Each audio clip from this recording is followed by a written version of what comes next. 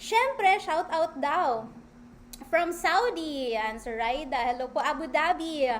Um, Madami pa, no? Dubai. Hello po sa inyong lahat. Morocco, Thailand, Indonesia, China, may Japan tayo, may Singapore. Hello po sa inyo. Okay, so binabasa ko po dito yung mga ano, paki-comment naman dyan para ma-shoutout natin kung saan country kayo right now. Pwede nyo po bang i-comment? Ano po yung pinaka-reason nyo why you want to earn big? Yan. Ano yung at stake? Bakit nyo gustong kumita ng malaki? Or bakit naging open kayo into possibility na pwedeng magkaroon ng pagbabago yung buhay? Ano yung open kayo into a possibility na tingnan ko kaya to. Maganda siguro to, no? 'Di ba? Ano yung meron sa mind mo and sa heart mo na matagal na panahon mo nang gustong mangyari pero never pa talaga nangyari so far? Financial freedom, sabi ni Zeriel. Hello from Macau. Ano pa po yung iba? Marami akong nakausap kanina sa Zoom event namin ng mga coaches. Ang sabi, gustong matulungan ng pamilya. Gusto kong tulungan ng mga pamilya ko at bumawi sa kanila dahil nagsakripisyo sila para mapalaki kami ng maayos. Pangarap ko pong magkapera. Ay, magkano yung gusto mong pera? Okay. Nandito sa Damam daw, sa Jubail. Hello po. Consider this opportunity. Yung ipapakita ko po sa inyo right now. Consider this as a solution. Okay? Because what I'm going to show you right now is a solution para ma-achieve mo yung goals mo, ma-achieve mo yung dreams mo in life, or masimulan mo yung isang bagay na makakatulong, tingin mo makakatulong sa'yo to upgrade your life, to upgrade your lifestyle, to go into the next level ng buhay mo. Okay? Gustong makauwi for good at kasama ang pamilyang kumikita. That's good because diba, iba pa rin yung kumikita ka habang kasama ang pamilya. Again, consider this as a solution para, magkaroon ng pagbabago sa buhay mo. Nakita, you are blessed. Because me, nung nag-start po ako, walang-wala po talaga ako eh. Alam mo bang nangutang pa ako para magkapera? Okay? Alam mo bang nangutang pa ako kung kani-kanino, sa amo ko, sa lahat ng mga taong pwede kong malapitan because wala akong pera. And kung ikaw right now, may option ka. Okay? Might as well use it. Kasi napanood ko yung isang video, The Parable of Talents eh. Be a good parang handler sa money mo. Hindi lang po basta itago. Because yung money po kasi kapag itatago mo yan, maghahanap po talaga ng lalabasan yan. Kung lalabas man siya, might as well sa isang opportunity na pwedeng makatulong sa'yo, well, nandito na eh. May guidance na, may sistema na. Diba sabi ko nga kanina, if you want na kahit wala kang physical store, wala kang masyadong stress sa pagnenegosyo, eto na yun.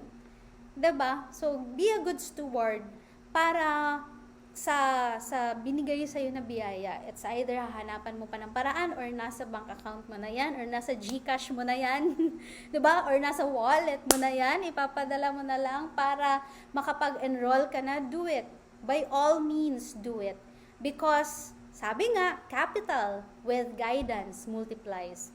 What do you want? Diba? Gusto mo ba na ma-multiply natin yung meron ka? 'Di ba?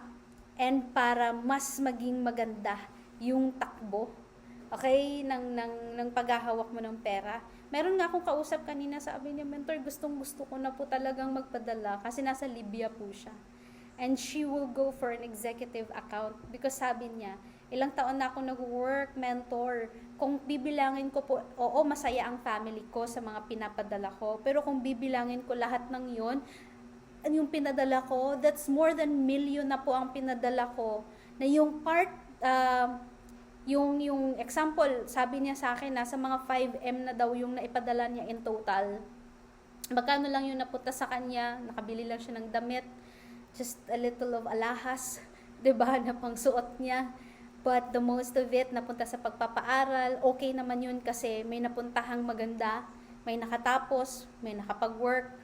But most of it, mabot na daw po ng milyon yung pinanghanda lang sa birthday, pinangregalo lang sa kasal, nag-sponsor ng kasal, nag-sponsor ng binyag. Sabi niya, kung dito ko yun nilagay sa negosyo, anyway, 200,000, napakaliit neto. compared sa mga pinadala kong pinangbili lang ng cellphone, pinangbili lang ng laptop, tapos nasira lang, pinangbili lang ng appliances, tapos nagbayad pa ng mga bills, ako pa rin yung nagbabayad. 'Di ba? Pinangbili ng motor kung ano-ano, nasira lang daw kasi tawag dito, service, tapos siya pa rin yung nagbabayad ng mga gas and all. So parang sabi niya, kung sana, no, nakita ko to ng maaga, 200,000 lang naman to, mentor. Hindi sana, di ba? Nagkaroon ako ng isang negosyo na pwedeng makatulong sa akin later on, nakapagpagod na ako at hindi ko na kayang mag-work, meron pa ring mapupuntahan at merong nag-aantay sa akin na pwedeng pagkakitaan. Kaya sabi ko sa kanya, it's not too late yet. It's not too late yet. Kung may mga bagay tayong nagastusan na napunta lang sa mga, it's our joy to provide for our family. Pero it will be definitely something bigger or greater if you have set aside something for an opportunity. Kung if ever nakapag-try ka ng ganito dati, it's okay to try again.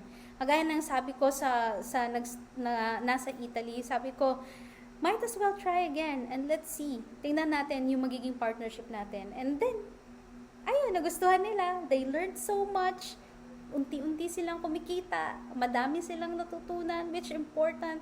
Because sabi nila, mentor, hindi kami na-handle ng ganito kaganda ng pag-handle po ninyo sa Royals International Empire.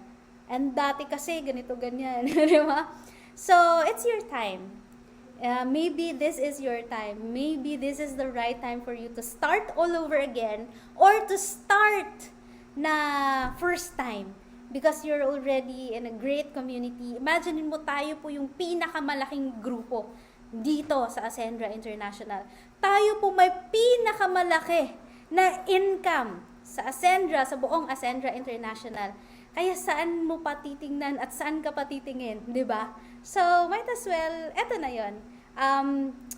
I hope na yung explanation natin, if ever merong mga bagay na hindi clear, you can approach your growth partner. Huwag ka pong mahihiya. Huwag kang matutulog na may hanging na question sa mind mo. Because that question, yun yung susi para makapag-start ka ng panibagong buhay with Ascendra International, with Royals International Empire, and we are happy to serve you because if you start this, we will not be considering you na business partners lang. We are a new friend of yours and an extended family who can feel kung ano yung nararamdaman mo. And we know kung ano yung kailangan mo because napakatagal na po natin sa industry. We already know the in and out of the business. So thank you so much, everyone. Have a great day. This is Grace Alcasola. God bless po sa ating lahat. Balik po tayo sa ating host.